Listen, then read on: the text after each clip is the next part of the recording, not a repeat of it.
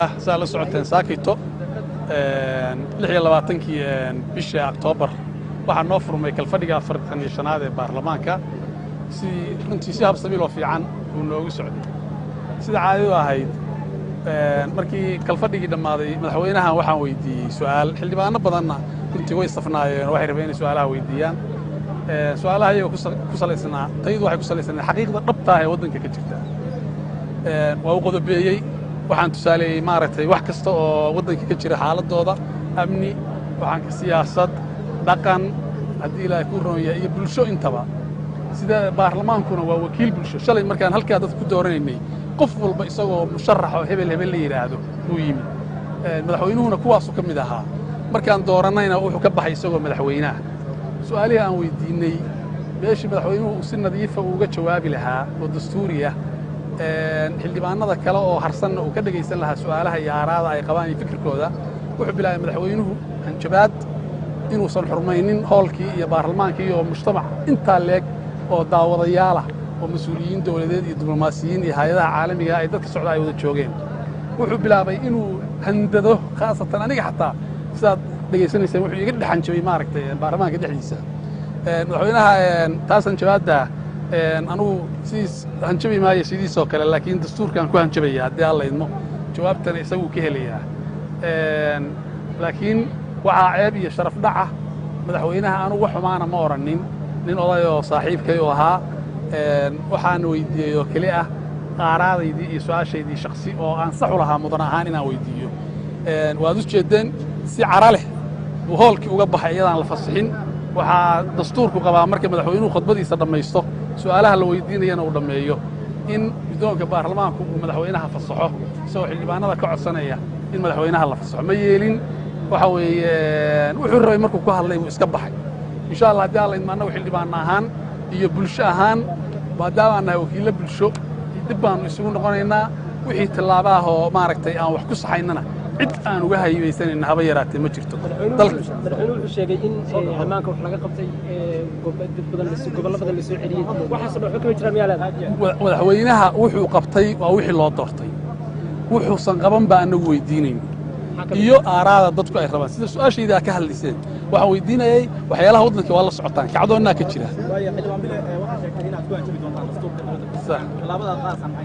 waxa weeye tallaabada markaan insha allah waa in la soo socodsiinaynaa wixii dastuurkuna farayaan qaadanaynaa xildhibaana waxaa sheegtay amnigii puntland uu faraha ka baxay puntlandtaan ku noolnahay amnigaa ka jirta waatee puntland haddaa bugcad adigu meesha aad ku nooshahay uu ammaan ka jiro waxaan ka hadlaynaa puntland markaan ka hadlaynaa gebi ahaan waddanka oo dhan sidaas darteed meel kastoo wax ka jiraan waxaa laga rabaa isagaa mas-uulka ah qofka jooga meesha ugu dambaysa koonrar ilaa koonrar madaxweynaha la rabaa amnigiisa iyo xuquuqda muwaadinka inuu ilaaliso xukuumaddaa laga baahan yahay annagana markay ilaalin weydo waajibaadka iyo dastuuriga inaan ka qabsanaan loo ka baahan yahay shalaan doorannay marka biyo uma kaban karno inaan ka qaadanno hadduu dastuurka jebiyo ma qurux badnayn madaxweynuhu dalka mas-uuliyad buu hayaa haddii su'aalo la weydiiyo ay weliba baarlamaankii oo matelaya shacabka bulshada ah haddii su'aalo weydiiyaan xaq wuxuu u leeyahay inuu ka jawaabo inuu cadhoodo oo cararo maaha meeshuna bakhaar may ahayn waa golihii baarlamaanka waa golo dastuuri ah 3 hay-adood baa dalka ka jira hay-adda fulinta hay-adda garsoorka iyo hay-adda xeerdejintu waxay mas-uul ka tahay inay dawladda la xisaabtanto su'aalana madaxweynaha weydiiso halkan waxaanu ka sheegayaa shacabweynaha reer puntland iyo ummadda soomaaliyeed madaxweynuhu markuu noo imanayey qori caaradii kuma iman cod buu ku yimi isagoo shacabuu soo galay baarlamaanka isagoo madaxweynaha buu noqday halkanna qori caaradii laguma qabsanina waxaa lagu qabsaday cod baa lagu qabsaday maalintuu imanayey wuxuu dhaleecaynayey oo maagayey oo waxaan jirin iyo wax jiraba ka sheegayey madaxweyne isaga ka horreeyey madaxweyne maxamed cabdiweli maxamed cali gaas ayuu ka sheegayey wuxuu rabuu odhanayey madaxweynuhu marnaba kamuu joojin ololihiisii iyo hanjabaaddiisiiba wuu dhegaysanayey doorashuu la galay madaxweynihii waa laga helay si sharaf iyo karaameliba ku wareejiyey marka waxaan leeyahy madaxweynaha dalka qori kumaad qabsan cod baad ku qabsatay golihii ku siiyeyna inaad sharaftaabay ahayd inaad u hanjabtana xaq u maleeyey ka xildhibaanna ahaan sida xildhibaankii horeba sheegay iyo xildhibaanada hadda iga dambayn doonaaba kolley dee baarlamaanku dastuur buu isagu ilaaliya waa xeer ilaaliya dastuurkaanu dib u noqon doonnaa wuxuu uuna farayana waajibkaygana insha allah ka qaadan doona madax xildhibaan waxaa jira hadalhayn sheegaysa in mooshin ay dabada ka riixsa dowladda federaalka uu jiro xataa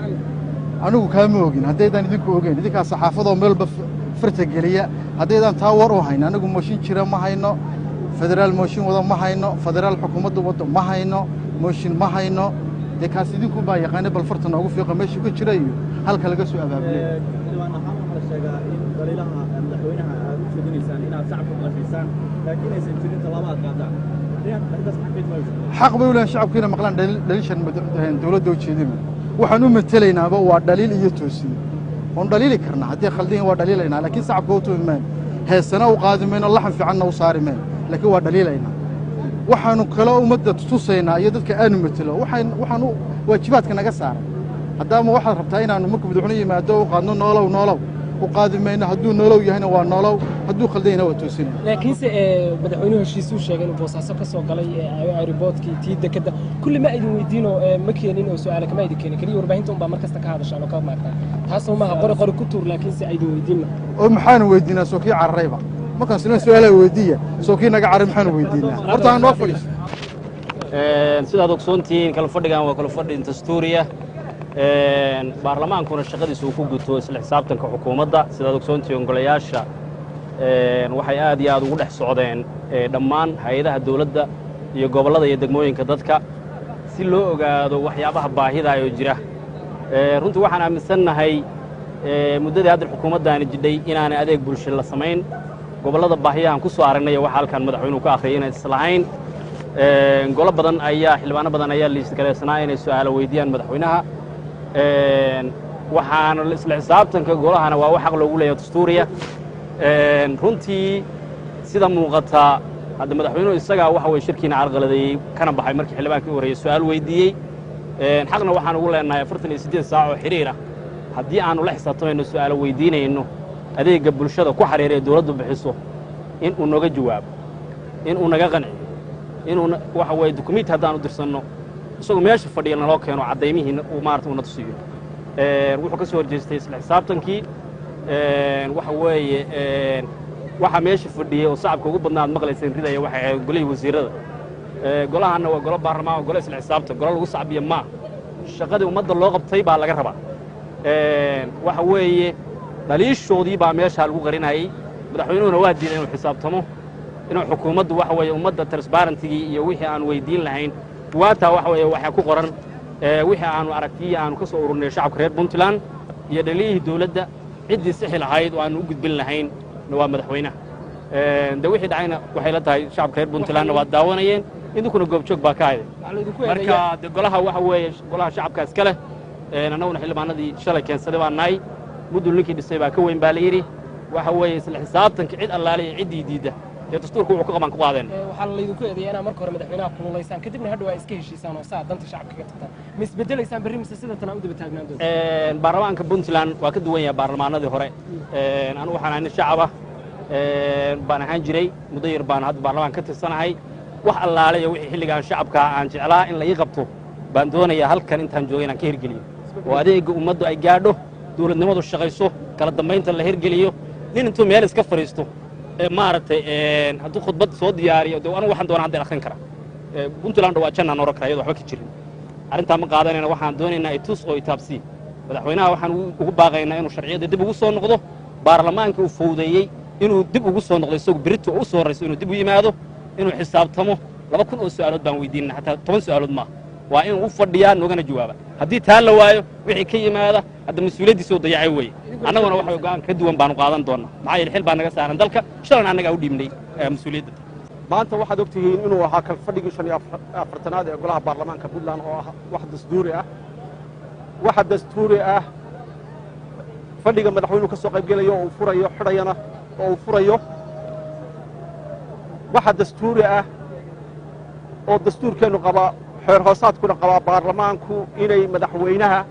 su'aalo ku hor weydiin karaan kalfadhiga furitaankiisa markuu dhammaysto khudbaddiisa waxaa kaloo yidhi xeer hoosaadka baarlamaanka ku qoran ama dastuurkeenna ku qoran in madaxweynaha marka uu khudbadeeyo kadib loo yeedhan karo oo su'aalo la weydiin karo waxaad meesha ka dareemayseen maanta xildhibaankii weydiiyey su'aalaha xaq buu u lahaa inuu weydiiyo waana dastuuri xaq baan u lahaa anigu inaan weydiiyo madaxweynaha dastuuri waana diyaarsanaayeen xildhibaanada badankooduna inay madaxweynaha marxaladda dalku marayo iyo waxqabadkii uu qabtay wixii uu kaga jawaabi lahaa in la weydiiyo unbay muhiimaddu ahayd madaxweynuhu runtii khudbad aad u wanaagsan oo dhinacyo badan taabanaysu ka khudbadeeyey